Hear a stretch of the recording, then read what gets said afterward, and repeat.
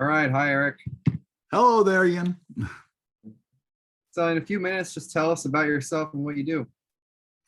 Well, what I am doing now is I am actually kind of uh, relaunching myself. And that's starting with writing a book based on all of the knowledge that I've gained over all of the years in marketing and communications and branding and technology. And that is going to be the core for primarily a coaching business. When I say relaunching or restarting, it's because I actually stopped working in 2014 due to my health. At the time, I was the executive director of the Southern Nevada Golf Association. And I got sick with stage 3C cancer.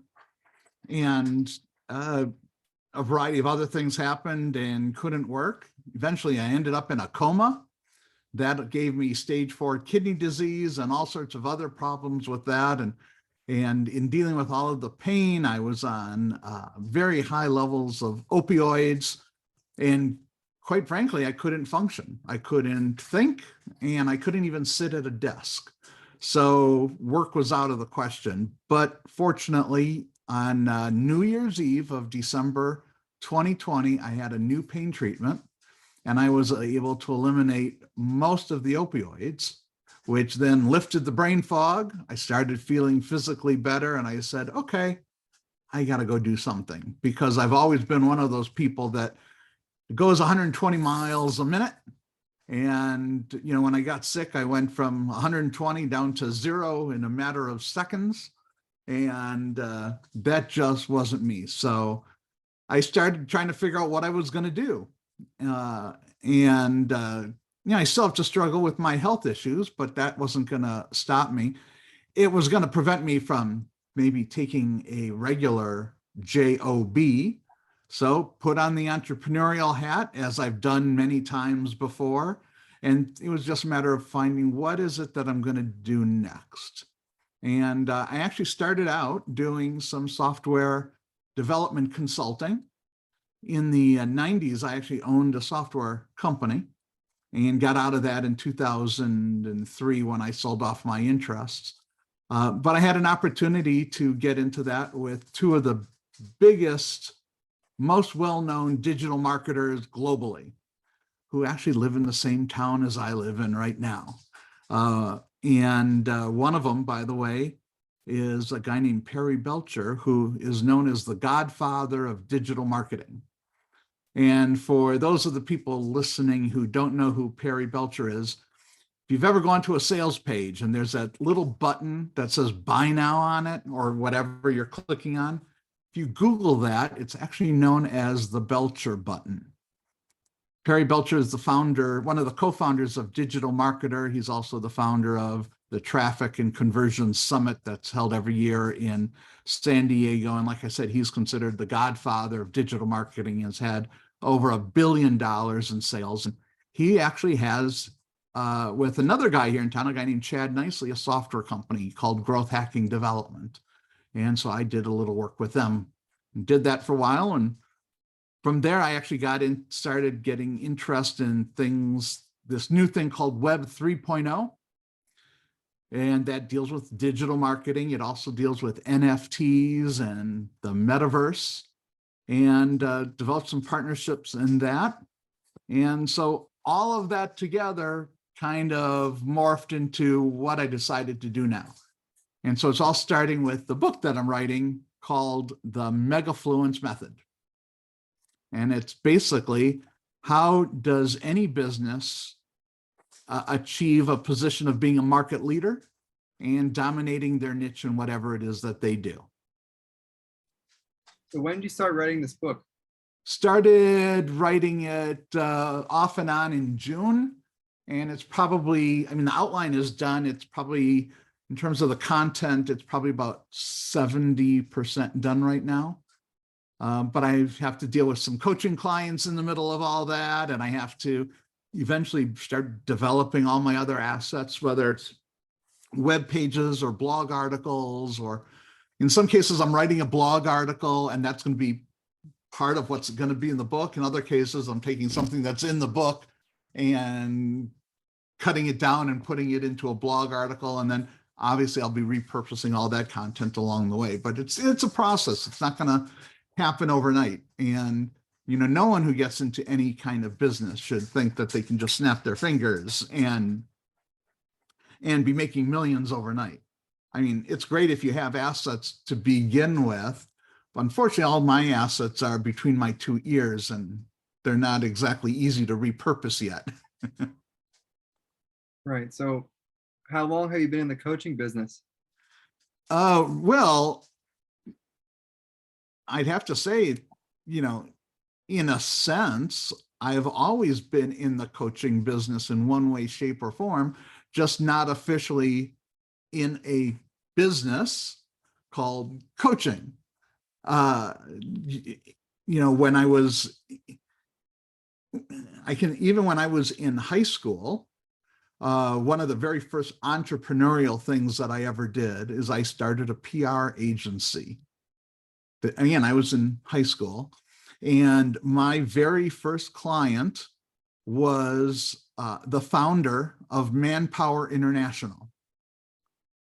And he had I wasn't working for Manpower. He had a nonprofit called Operation 4000, and I was doing all of the PR and marketing for that nonprofit.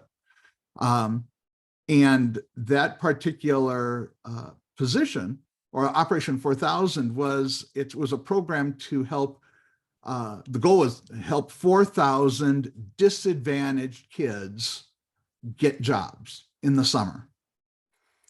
And part of the job was going into schools and coaching kids on how do you go and get a job?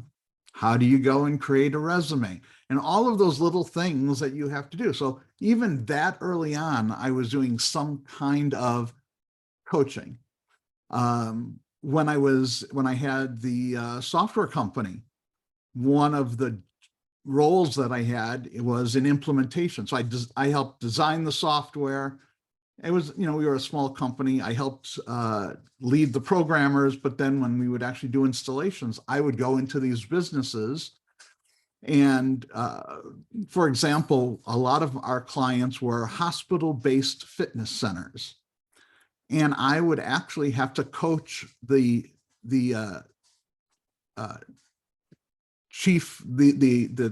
accounting officers on how to do accounting for a fitness center, because it was different than doing the accounting for a hospital, because one is accrual based and one is cash based. And so because it was foreign to them, I would have to go in and I'd have to coach them and, okay, you have to do this, that, and the other thing. So it's always been part of something that I've done. Now it's just kind of where my focus is. Okay. Why are you so attracted to coaching? What do you think within you makes you so driven to coach people? I think it's just, I've always had this desire to help. And when I've always been fairly decent at being able to identify a problem and be able to provide solutions. And I don't normally, it's not like I'm going to go and say, hey, here's the answer to everything that you have. I might say, okay, here's a couple of different things that you might want to consider as a way to tackle this particular problem, because what appeals to you isn't necessarily going to appeal to the guy next to you. So you got to fit in solutions with the person's personality and their strengths and their fears and weaknesses. So I've always been able to do that. But I think the underlying motivation is wanting to help people to succeed in whatever it is. What do you think sets you apart from others that are trying to maybe do the same thing? That's a very interesting question, because I talk with other coaches all of the time. And, most coaches out there, they definitely have their niche. especially because the world is just getting more and more complicated every day. So, if you need help with digital marketing, well, are you going to go to somebody who claims to be an expert in everything? Or are you going to say, well, you know what? I think that the channel that I need to focus on is YouTube. So who are you going to go to? You're going to go to a person who knows Facebook? Of course not. You're going to go to a YouTube specialist. Or if you think doing a podcast is a good idea, you want to get coached by somebody who is experienced and successful just in podcasts. So I don't claim to be an expert in those areas, but I have relationships with people who are experts. So as I look at a more general and broad-based situation, I can then coach and guide people to other ways to find the best solution to whatever it is they're doing. I can certainly get them started on things, but when you get into the more highly technical things, there's like, for instance, if somebody needs to do digital advertising and wants to do Facebook advertising, there's a whole process that's very, very complex and changing almost on a daily basis with constructing your ad, collecting the data, retargeting, all of that kind of stuff. I am certainly smart enough to know all of that, but in terms of being so immersed in it that I could be the best solution and give you all of the answers, I know I'm not. But that said, one of the things that I find with most coaches is that there's a disconnect between a lot of the foundational aspects of running a business and then going to that next level and scaling with technology. And I bring that technology piece to the pie where a lot of coaches don't have that. I got my very first computer in 1984. Right. So, I built my own website in 1995, I think it is. When I was in the golf industry, I was the very first person in the country to develop a website for golf associations. I was the first person to bring customer relationship management solutions to golf. So that's just, it's understanding how to take all of those things that are done on a manual basis that everybody needs to have as a foundation in their business and be able to make them more productive through automation. So that's where I'm really unique in bringing that to the table. So speaking of technology, what are the most influential new technologies coming out or emerging now that you think are going to change the way the world works? Everything is based on the blockchain. Everything. Blockchain technology is absolutely amazing.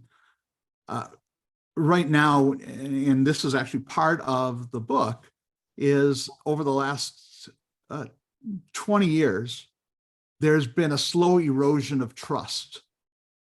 And a lot of that is due to things like big tech, whether it's censorship or control or what have you, or just the way that certain institutions behave and whether they are telling you the truth or not. Because of that, there is a lot of distrust. And what the blockchain does is it takes the power away from these large centralized entities and returns it to the individual. But that said, it's also useful for those big entities. And in fact, where it's been adopted in terms of a legacy industry first, it's in the financial industry. Most people don't realize this, but a lot of the transactions at your bank are, quietly behind your back being managed by blockchains. Really? And in fact, Ethereum is the main infrastructure for most of the legacy banking system that's out there. Because when the big difference between a database that we know of today. And the blockchain it's actually fairly simple in terms of concept. So everybody pretty much knows what a spreadsheet is. It's basically a spreadsheet is one table consisting of rows and columns and cells. But if you can hack into that database, I can go and I can change the value of a cell. So if my cell has a formula in it and it's A plus B equals C, I can change it to be A plus B plus 1 equals C. Well, you can figure it out possibly, but it's hard and it's easy to change. And so it's easy to corrupt data on a hacking standpoint. In a blockchain, there are no tables and rows. There's only cells, and in those cells are complex encrypted programs. And if I write a book, that entire book can be brought down into the value that is stored in one cell, but it's not just in one cell in one place. So for instance, if I'm storing a file in Amazon Web Services, it's in a cloud. And so I only have to basically corrupt Amazon Web Services. But if it's on a blockchain, not only do I have to get that original record that's written, but when it's written to the blockchain, it also then goes, that same record, to thousands of unrelated computers that are owned by thousands of different people that there's no inherent connection with. And that cell is what's called immutable, meaning it can't be changed. So if I change one word in the book, so if my book title is the MegaFluence Method, and I take the word the out and it's just now MegaFluence Method, it would create a whole new block record in the blockchain. But there's always going to be the original record and then the changed record. So there's always a history of it. So the only way a hacker can change the data is to not only get one record, but get thousands of computers and get every single one without knowing where they are or how to access them, and somehow be able to, at the exact same time, because everything is time-stamped, change it perfectly. So now you have security behind the data. So that's just the underpinnings of everything. Now, on top of that, we now have this thing called an NFT. Now, NFTs, as most people are aware of it, they don't understand it. And in fact, most of the stuff out there is pure garbage, because most people perceive an NFT as being just a stupid little JPEG. And guess what? Right now, in many cases, it is just a stupid JPEG. Where the value in an NFT is in a thing called a smart contract. So what that is, it's something that defines all of the assets that that particular image relates to. So I kind of look at it as the equivalent of a logo. So some people think a logo is a brand, but it's not. A logo is just a graphic representation of a brand. You know, that Nike swoosh is just an image, but it represents the values, the products, the people, how they do things, you know, their return policies, everything that makes Nike and their, you know, just do it. It's all embodied in that graphic representation. So the same thing is with the smart contract. So the key is understanding utility and then making sure that that is in alignment with the brand if you're going to apply it to a business. So that's another area. And by the way, one of the reasons that NFTs can be so valuable is especially if whatever assets that you have, and by the way, it can be the title to a house, it can be land, it can be physical, it can be digital, it can be transferable, you can define it to be non-transferable, all of those things. But you can also write in things called royalties. So if I create something and I sell it to you in the form of an NFT, and then after a period of time, you say, you know what, I don't want this anymore. I want to sell it to somebody else. So, you know, if you're Picasso, you know, you created your painting and you sold it, that's it for you. But if it's done as an NFT and then you buy it, and then you decide to sell it, well, guess what? The original artist can get a royalty. So now it can be a legacy recurring revenue stream for somebody. And that's something that's a brand new concept that most people don't even have a handle on yet. And then the last area, and it's another exciting area, is this thing called the metaverse. And the metaverse is basically, it's a virtual space where you can do just about anything you want.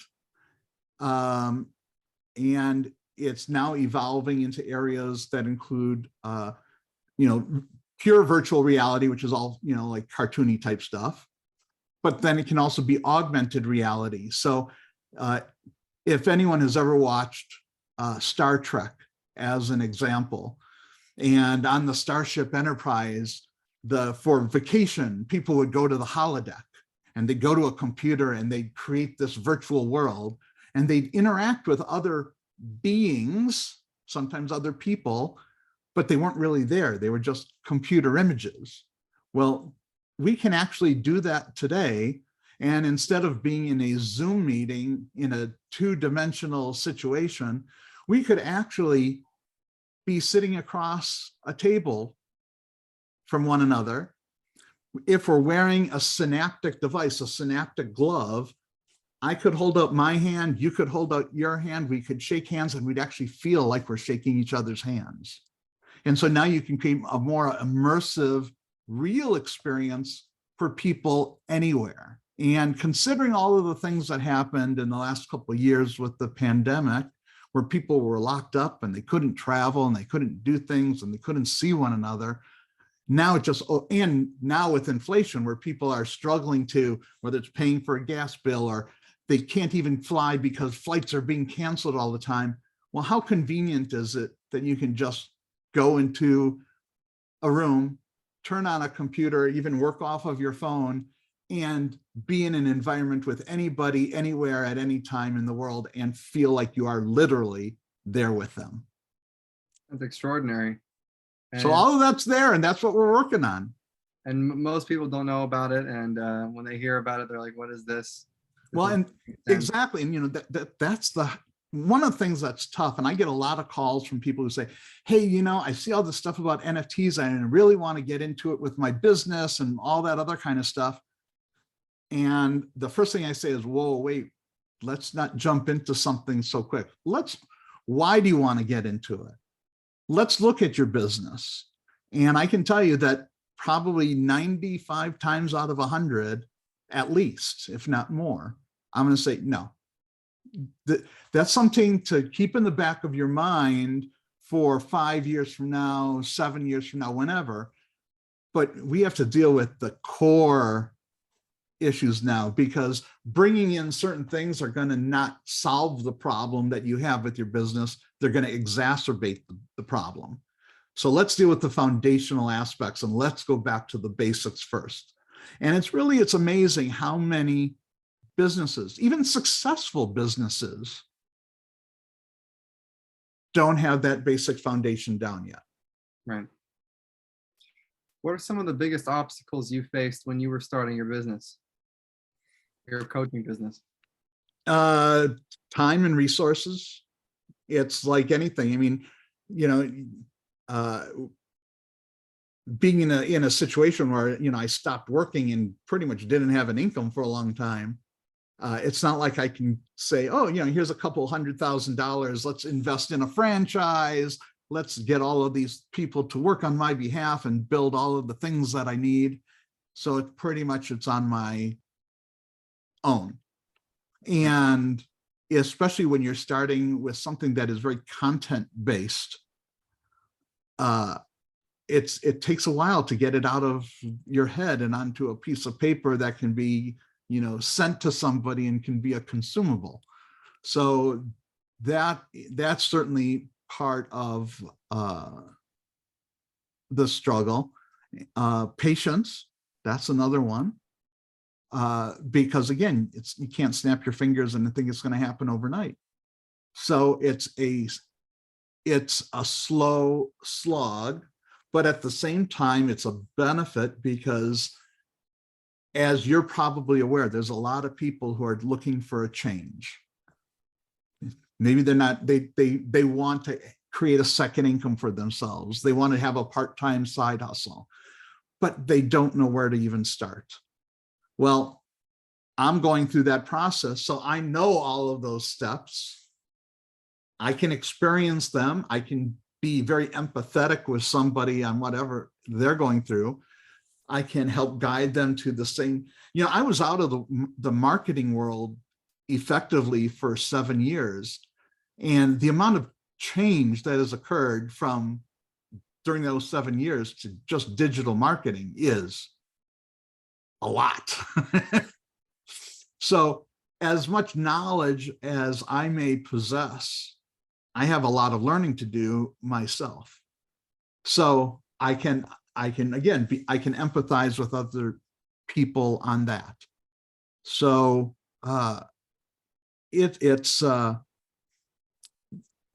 just gets down to that. It's resources and time and patience, and then working through a process that I know works. You know, you can go to 100 gurus out there and they all have different spins, but to be honest, nobody's really telling you anything that's really that different. They're all based on the same core principles. And you just have to find somebody. If you're looking for somebody to be a coach or a mentor to you, you just have to find somebody that you can relate to, who communicates with you in a way that's comfortable to you and who clearly knows their stuff. But it's not like you can only find one.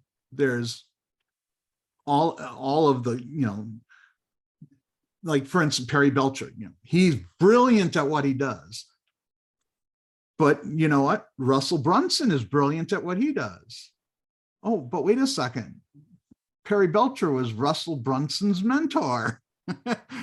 So it's in fact, when you get to that level of people, you're going to find out we all know each other in one way, shape, or form, and we all learn from each other.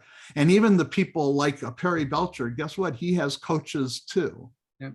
So, you know, Brian Levesque, great guy. He's the owner of the Ask. He created what's called the Ask Method, and he in Quiz Funnels and another company called Bucket.io. He said the other day he spends $250,000 a year on mentors for himself. Now, he's just at a much higher level because he has a Inc. 500 company. But it doesn't matter whether you're just starting out or you're already super successful. We all have our shortcomings and our blind spots, and we all need mentors. Right. Have to be coachable. And you have to be coachable. And there are people that aren't. Yep. In fact, that's the problem that people have that struggle more than anything is ego. Yep. What is your biggest financial lesson for people that are starting their own businesses? The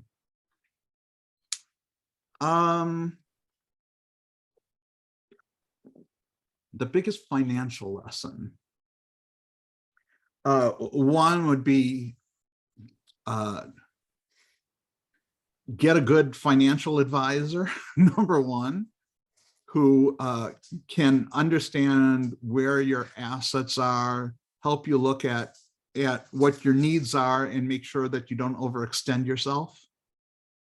Live within your means. Definitely as you're formulating things, if you don't know what you're doing, you know, get a lawyer so that you incorporate correctly. Get somebody. You don't necessarily need an accountant or a bookkeeper for your books all the time, especially when you're first starting out. Eventually you need that, but you should at least have an accountant that you structure, again, everything correctly and you record things properly, because if you don't, it's going to hurt you in the long run. Those mistakes will really get you when the tax man cometh. And so you want to make sure you protect yourself. And so that's where, you know, legal services and accounting and financial services are really, really important. So I think again, foundational. Eventually, hopefully you're successful enough that you have so much money coming in, you need to figure out how to get your money to work for you even more, whether it's through reinvesting in your business or finding investments that pay off and then help multiply your money. And that's why the rich get richer and the poor get poorer, is they know how to have their money work for them instead of just working for money. That's right. What's the most important realization that you made throughout your entrepreneurial journey? What do you mean by that?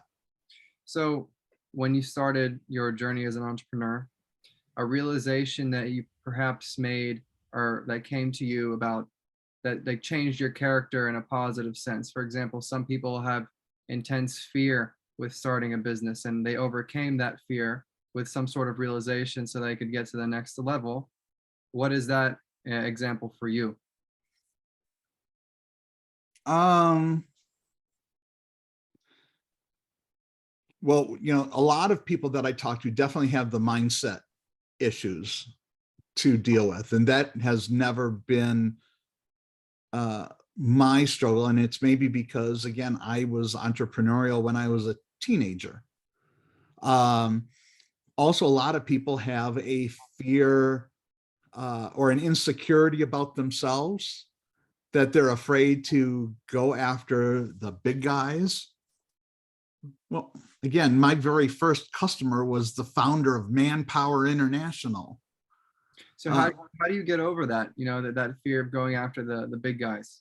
Well, some people need to get a coach who can help them with mindset, or maybe they have to go and do some things like NLP, neuro-linguistic programming. Some people need to do hypnosis. Again, everybody is different. That wasn't my particular issue. Some people can accomplish a lot just to motivate themselves. Motivation can be a big problem for people.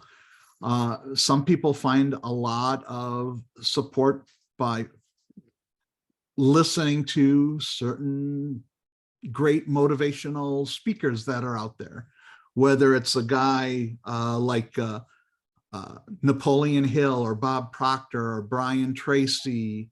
There's a lot of great people out there who are great. Denzel Washington, another great motivator. A lot of people don't realize he's how good of a motivational speaker Denzel Washington is. Again, every single person is going to be different. I think,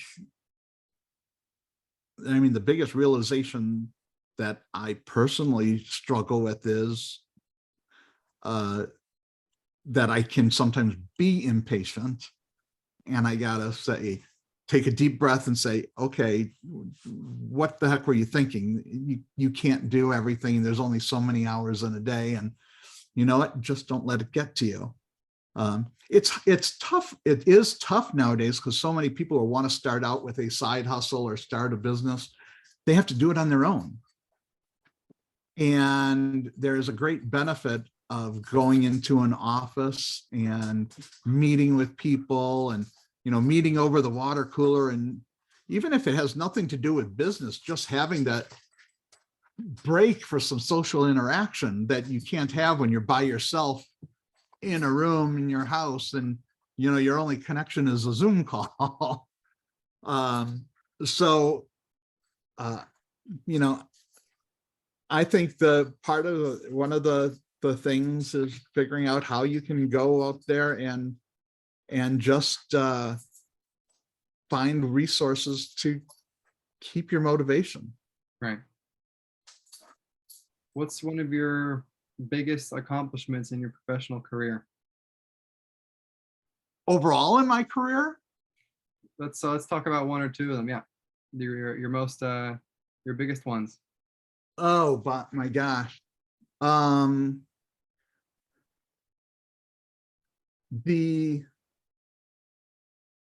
trying to figure out in different career, people go through different careers in their life. So as a coach today? Uh, it's I'm trying, for instance, I think one of the things is just when I go back to my days in the golf world, it was persistence was a big attribute. I remember when I first started at the Oregon Golf Association, I did a big branding strategy plan for them, and I had a whole big marketing plan, and I involved everybody on the staff as in developing it, and we presented it, and the board of directors shot it down immediately. And I just was persistent, and it took 8 years. But eventually, one of those programs that I really wanted to create was finally accepted. And then I took it and I increased the bottom line considerably for the association. And then that particular program was recognized by the International Association of Golf Administrators as being a great program. So, that was one of them. Another one in the golf world is I was working for a small golf association that didn't have a whole lot of resources, and I had my own ideas. And sometimes to get things accomplished, you have to find the right partners. And that's actually a good piece of advice for any business: is figure out how to have some type of joint venture partnership, because there's a lot to be made using depending on who you're talking to. Some people will say it's the OPP method or the OPS method. So OPP is other people's products or other people's platforms. So if you have a way to leverage somebody else's platform and their audience to get your message out, that can certainly benefit you. Well, I had an idea, but I didn't have the resources. And quite frankly, I didn't have the support of my own association. But I found some people at the United States Golf Association who really liked the idea, and they became my evangelists.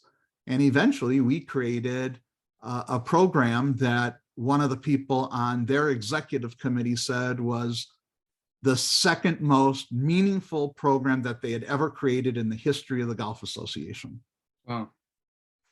So that was pretty good. And by the way, that was bringing the concept of customer relationship management systems to not only the USGA, but all state and regional golf associations in the country. So that was certainly a good one. And then it just, whenever I've been in a situation, because of the role that I would have in some of these positions, it was looking at what other people are doing and figuring out ways to elevate them, to make them look like rock stars. And there's more satisfaction when they are able to accomplish something that they never thought that they could accomplish before. I'm working with a guy right now who he's got just such a wealth of phenomenal information, and he's written a couple books, and he has these roadblocks, and we'll have these discussions, and all of a sudden, you see the little light bulb go off. I never thought of that. And to see him, he was ready to throw in the towel and just quit on everything. And now he has a light lit under him, and he's motivated to go and do things, and he sees a future. There's more satisfaction out of helping people with that than anything. That's fantastic. And finally, Eric, what is a message you'd like to leave with the audience that may look up to you as, someone that has made the leap of starting their own career, their own business? What's a message that you'd like to leave that could possibly motivate others or put things into perspective?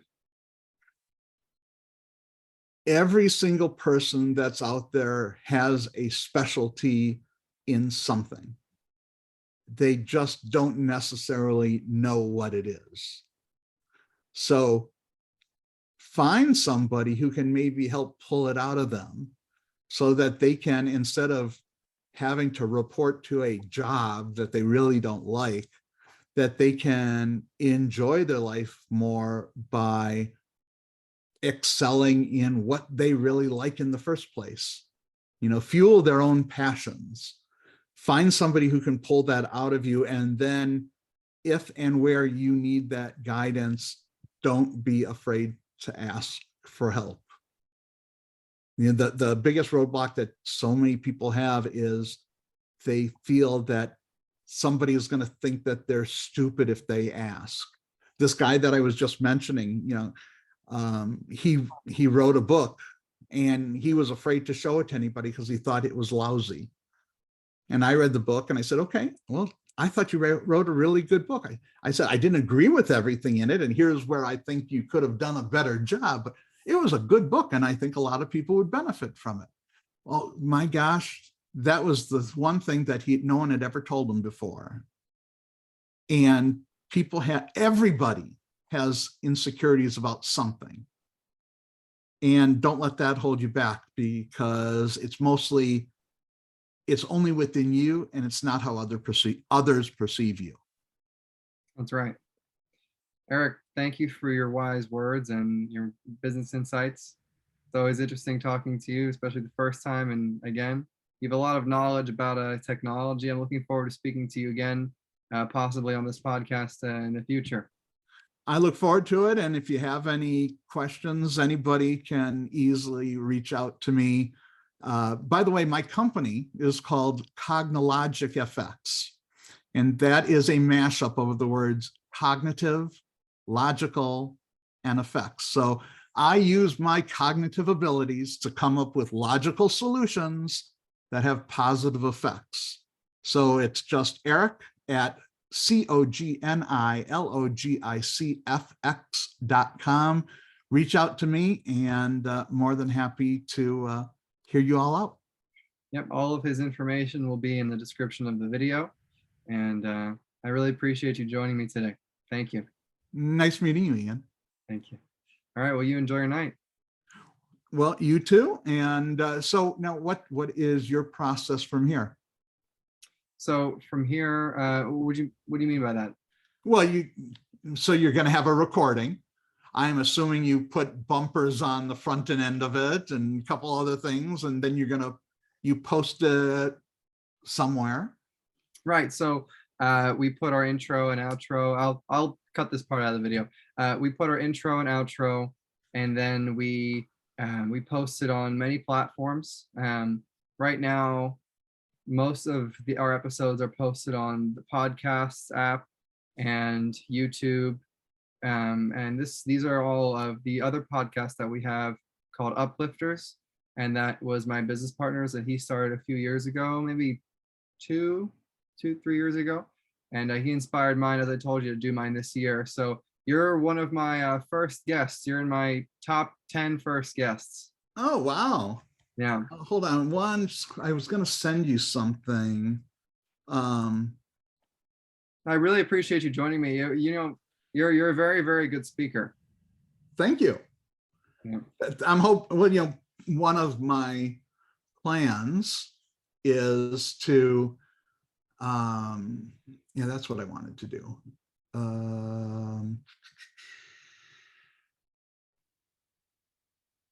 Hold on one second, real quick. Let me log out of this. And I was going to send you something. The goal is, once I have the book, that I get on obviously a lot of podcasts, and then also get speaking engagements on stages. Yeah, you know what? I think when your book is released again, I'd like to have you again on the podcast. But perhaps if you'd like to do a seminar, I'll connect you with my business partner Adam Barr, who started our group here, RTB Advisors, as you can see in the background. And I think you guys have really gifted minds. I think it would be a productive conversation to have. I just gave you a link, and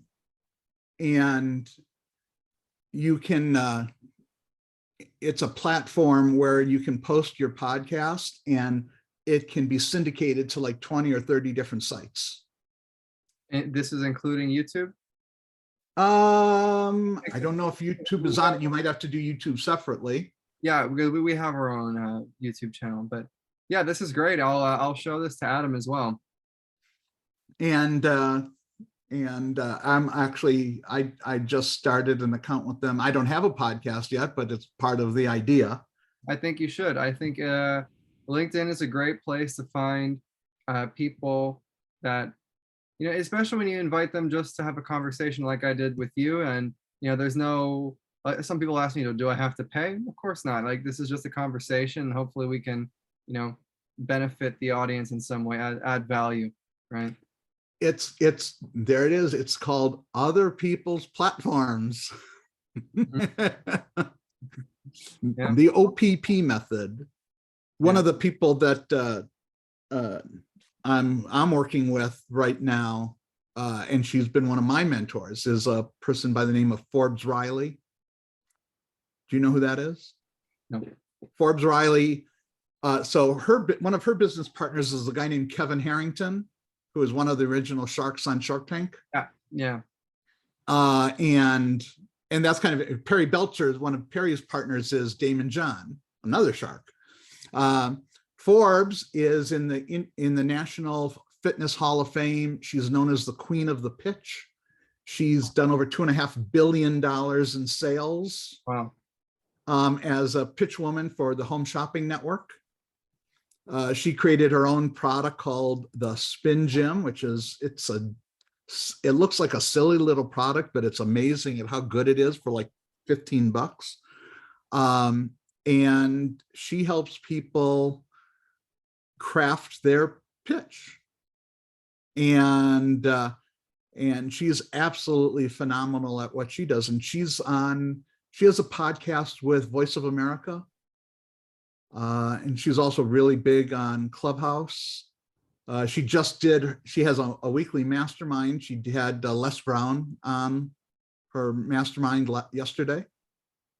And, you know, that's one of the things, you know, you figure out how do you get to know people like that? Never be afraid to introduce yourself and then say, hey, would you like to be on my podcast?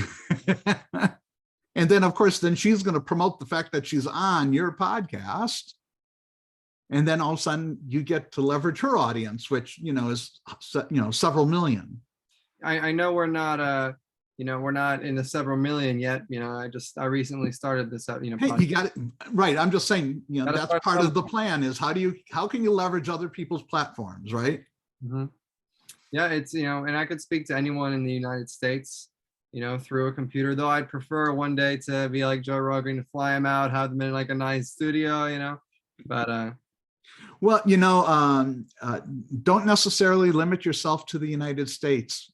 You're in finance, you're in an international business. Maybe most of your clientele are regional or local, but you're in an international business. So, you know, I would definitely, you know, not that you're easily going to get them, but it doesn't hurt by establishing a slow but sure relationships with people like, do you know who Rob Moore is? I don't. Rob Moore is a best-selling author and podcaster out of the UK. He wrote the #1 book on money. It's called Money. So look it up. Rob Moore, he has somewhere in the neighborhood of 5 million followers between Clubhouse, Instagram, YouTube, Facebook. And you could, if you're looking for, his main company is as a property investor. He has something like, I don't know, 2,000 some units in the UK. And his podcast is The Disruptive Entrepreneur. And you can actually, I think you can, right now you can join just as a resource to get to learn. He has his club is rob.team. and it's like $7 a month. Awesome. And but he'd be a really, I mean, especially with being in the financial industry, and there's no one more, probably, especially in your space, bigger than him, Right. who's pretty well respected. I'll look into him. I'll look into everything you just mentioned. Probably someone I should know. Well, that's you just got to get out there and learn all of these people. When you're first starting out, you don't, I've been doing this for a long time, so I get to know a lot of people. That's right. So, well, I look forward to, I'm sure you'll let me know when everything is posted, and then I will promote it on my profile and stuff. And of course. So much. I really appreciate it. And well, I'll stay in close contact with you. I'll let you know when it's posted. And yeah, it should be in the next 2 weeks or so. Sounds good. All right. Thank you so much, Eric. You take care. You too. Bye. Okay. Bye-bye.